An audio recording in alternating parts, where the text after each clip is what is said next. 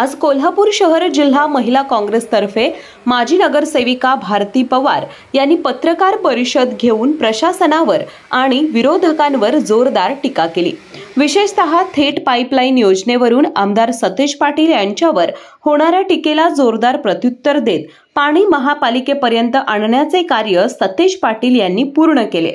त्यानंतरचा पुरवठा आणि व्यवस्थापन हे प्रशासन आणि महापालिकेची जबाबदारी आहे। मात्र विरोधकांकडून याबाबत राजकारण करण्यात येत असल्याचा आरोप यावेळी भारती पवार यांनी केला।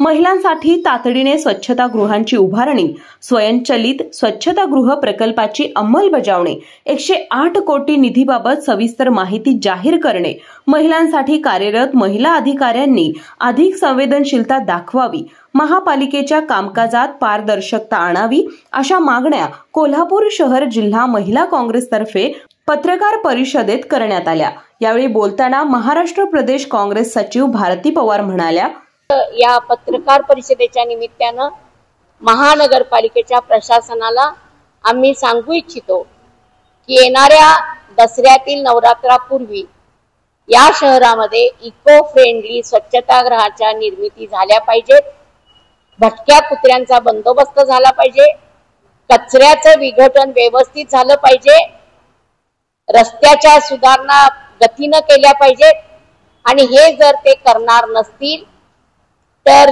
कोल्हापूर शहर जिल्हा महिला काँग्रेसच्या महिला महानगरपालिकेच्या आयुक्तांना घेराव घालतील। जोपर्यंत हे प्रश्न सुटत नाहीत तोपर्यंत त्यांची घेराव मधून मुक्तता होणार नाही।